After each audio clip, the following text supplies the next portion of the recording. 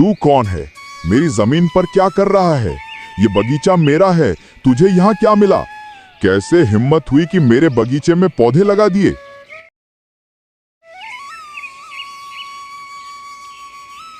एक छोटे से गांव में बिट्टू नाम का नन्हा माली अपनी बीमार माँ के साथ रहता था।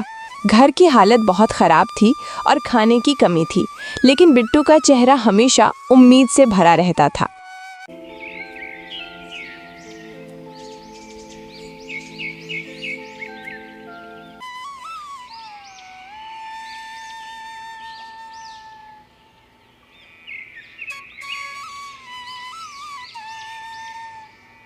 हर सुबह वो मिट्टी में पानी डालता, पौधों से बातें करता और सोचता कि अगर वो बगीचा फिर से खिला देगा तो गांव में खुशियां फैल जाएंगी।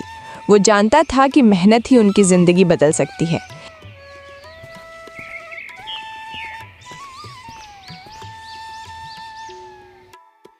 बिट्टू, मुझे डर लग रहा है बेटा। हम इतनी गरीब हैं और तू फूलों की खेती कर रहा है। अगर हमारी रोजमर्रा की जरूरतें पूरी न हुई तो क्या होगा? तुम्हारी मेहनत व्यर्थ न जाए। माँ, चिंता मत करो। जब बगीचा खिलेगा गांव के लोग खुश होंगे, कुछ लोग मदद भी करेंगे। मैं आपकी दवा और खाना भी जुटा लूँगा। ये सिर्फ फूल नहीं, हमारी उम्मीद और हमारी मेहनत का प्रतीक हैं। भरोसा रखो माँ, सब ठीक होगा। गांव के कोने में एक पुराना सूखा बगीचा था। पहले ये जगह फूलों और हरियाली से भरी रहती थी, लेकिन अब सिर्फ धूल और सूखी डालियां बची थीं। ये बगीचा अमीर जमींदार विक्रम का था। बिट्टू ने सोचा, अगर मैं इस बगीचे को फिर से खिला दूं तो माँ खुश होगी और गांव में फिर से खुशियां फैलेंगी। उसने रात भर मेहनत की और मिट्टी में अपने चांदी के बीज बो दिए। आसमान में तारे चमक रहे थे, जैसे उसकी मेहनत की देखभाल कर रहे हों। हे भगवान, मैं बस अपनी मेहनत और प्यार से इन बीजों को खिला दूं। ये फूल सिर्फ बगीचे के लिए नहीं हैं, बल्कि हमारी उम्मीदों और सपनों के लिए हैं। अगर ये बगीचा फिर से हरा भरा हो गया तो माँ की बीमारी का बोझ हल्का होगा और गांव के लोग खुश होंगे। मुझे विश्वास है कि मेरी मेहनत रंग लाएगी और कोई मुझे मदद भी करेगा।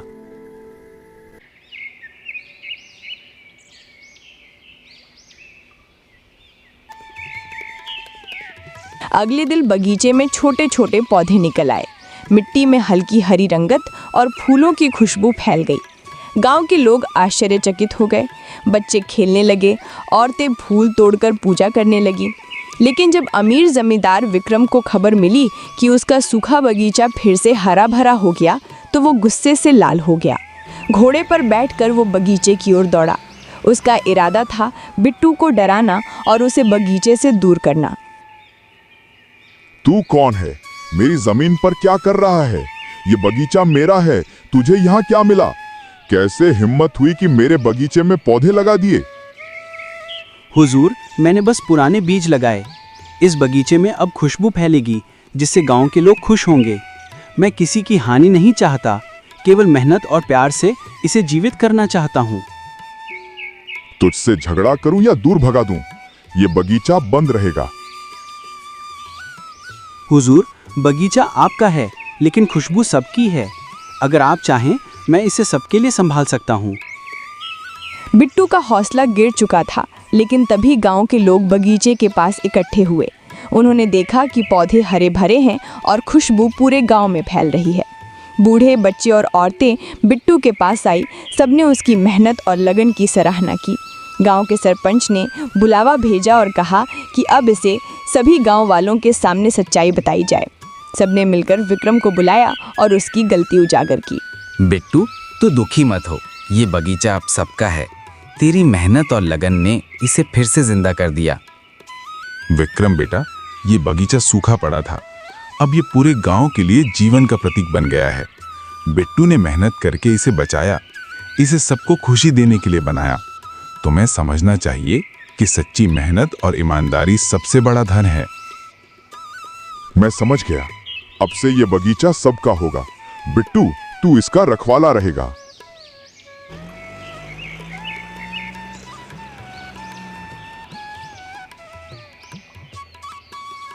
बिट्टू का बगीचा अब पूरे गांव की शान बन गया। फूलों की खुशबू से हवा महक उठी, बच्चे खेलने लगे और लोग रोज़ बगीचे में आकर ताजगी महसूस करने लगे। बिट्टू की माँ का इलाज गांव वालों ने मिलकर कराया। हर त्योहार पर गांव वाले कहते, ये बगीचा मेहनत और ईमानदारी की मिसाल है। बिट्टू मुस्कुराता और आसमान की ओर देखता। उसने जाना कि सच्ची लगन और मेहनत से सपने सच होते हैं और मेहनत ही असली चांदी का बीज है। माँ, देखो, हमारा बगीचा पूरी तरह खिल गया है। गांव के लोग खुश हैं और आप भी अब ठीक हो रही हैं। हाँ बेटा, तेरी मेहनत और सच्चाई ने सबका दिल जीत लिया। तू सच में हमारे गांव का हीरो है। माँ, ये सिर्फ फूल नहीं है, ये हमारी उम्मीद, हमारी मेहनत और हमारे सपनों का प्रतीक हैं। अब हम सब खुश रहेंगे। मेहनत, सच्चाई और धैर्य से हर सपना सच हो सकता है।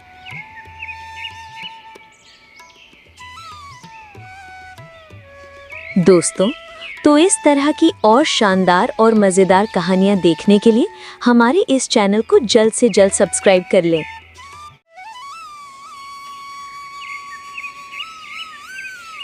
ये कहानी है रामपुर नामक एक छोटे से गांव की, जहां अधिकतर लोग खेती किसानी करके अपना जीवन यापन करते थे।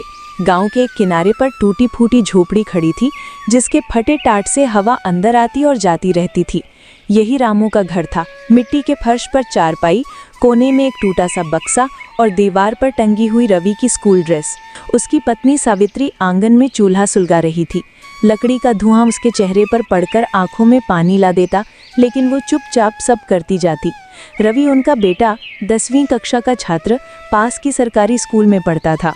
उसकी आंखों में कुछ बड़ा बनने का सपना चमकता था, वही सपना जो रामू की थकी आंखों के सहारे जिंदा था। रामू लकड़ी की खटिया पर बैठकर अपनी कमाई गिन रहा था, बस 120 रुपए। सावित्री ने पास आकर धीरे से कहा, आज भी बस इतना ही? हाँ, मजदूरी कम ही मिलती है, पर चिंता मत कर, बेटा पढ़ाई करेगा।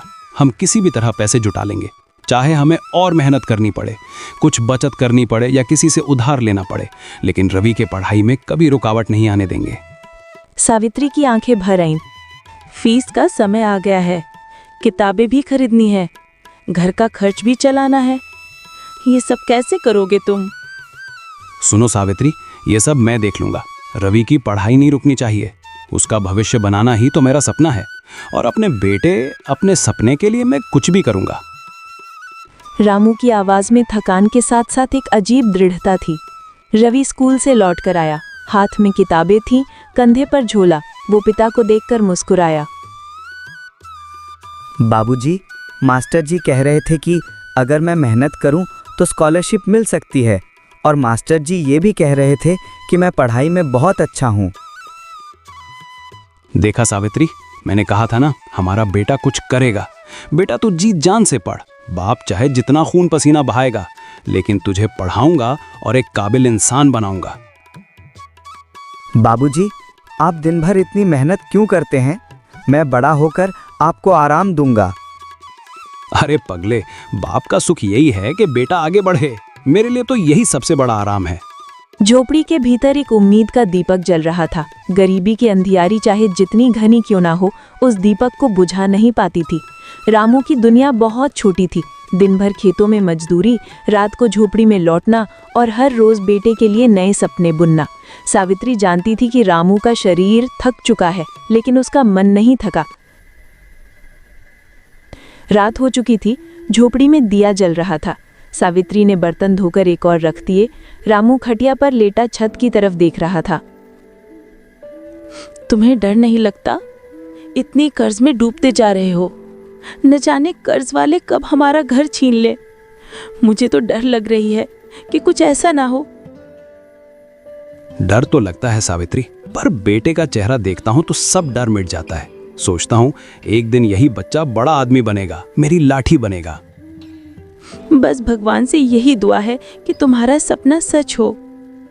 रामू ने चुपचाप आंखें बंद कर ली। उसके होंठों पर हल्की सी मुस्कान थी। रामू अपने बेटे के लिए स्कूल की फीस, किताबें और जूतों के बारे में सोचते सोचते सो गया। दिया बुझ चुका था। झोपड़ी अंधेरे में डूबी थी, लेकिन रामू के दिल में रोशनी थी।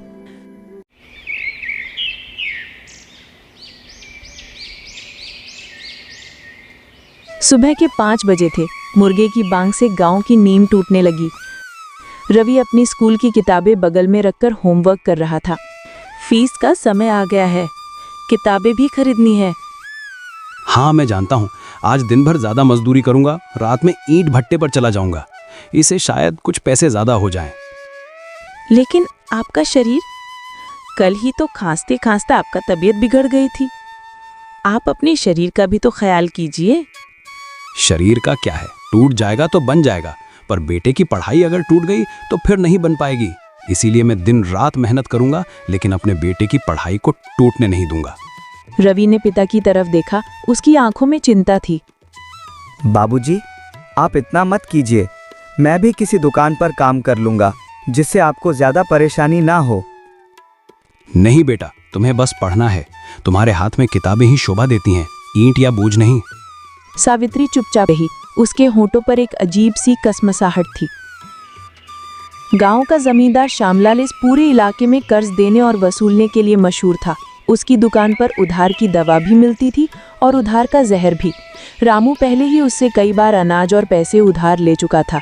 आज फिर उसके दिमाग में वही विचार घूम रहा था। अगर आज भी पैसे कम पड़े तो? दोपहर की तेज धूप थी। रामू ने खेत से लौटते ही श्यामलाल की दुकान का रुख किया।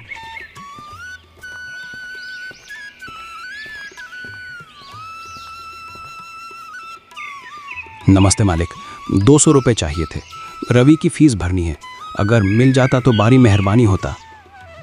अरे रामू, फिर पैसे? पिछली बार का भी तो बाकी है।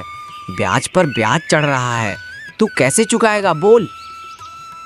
मालिक, मैं सब बहुत जल्द चुका दूंगा, बस बच्चे की पढ़ाई मत रुकने दीजिए। आप चाहें तो खेत में ज़्यादा दिन काम करवा लीजिए। ठीक है, लेकिन ब्याज 5% और बढ़ेगा। रामू ने सिर झुका लिया। ठीक है मालिक, आप पैसे दे दीजिए। कहकर वो पैसे ले आया। उसके हाथ कांप रहे थे, आंखों में गहरी थकान थी, लेकिन मन में उम्मीद भी थी। रामू के लिए हर नया कर्ज एक नया बोझ था, लेकिन उसे लगता था आज कर्ज है तो क्या, कल बेटा बड़ा होकर चुका देगा। उसका सारा जीवन अब एक ही लक्ष्य में बंध गया था, रवि की पढ़ाई। बाबूजी, अगर फीस नहीं भर पाए तो मैं अगले साल परीक्षा दे दूंगा। आप चिंता मत करिए। नहीं बेटा, तू कल स्कूल जाएगा और फीस भी जमा करेगा। मैं तेरा बाप हूँ, तुझे कमी नहीं होने दूंगा। सावित्री ने बीच में कहा। पर ये पैसे कहाँ से लाएंगे आप? मैंने इंतजाम कर लिया है सावित्री, तुम चिंता मत करो। बाबूजी, मैं हमेशा आपकी मेहनत याद रखूंगा। मैं पढ़ाई में कभी आलस नहीं करूंगा। मैं आपका सपना पूरा करूंगा बाबूजी। रात गहरा चुकी थी। कर्ज बढ़ता जा रहा है रामू, मैं डरती हूँ कहीं श्यामलाल हम सबको घर से निकाल ना दे। डर मत तू, ऐसा कुछ नहीं होगा। जब बेटा पढ़ लिख कर अफसर बनेगा, सब कर्ज चुकता हो जाएगा। तब लोग कहेंगे, ये देखो रामू गरीब था लेकिन बेटे को पढ़ाकर बड़ा आदमी बना दिया। सावित्री की आंखों में आंसू थे। उसने बस इतना कहा, भगवान करे तुम्हारा सपना सच हो। हे भगवान, मेरे बेटे के लिए मुझे ताकत दे। रामू की आंखें थककर बंद हो गईं, लेकिन उसके भीतर एक नया जोश पैदा हो चुका था।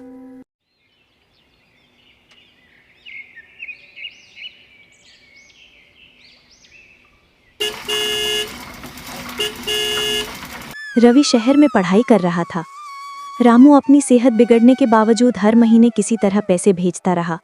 सावित्री भी अब खेत में लोगों के घर काम करने लगी है। दिन महीने साल बीत गए।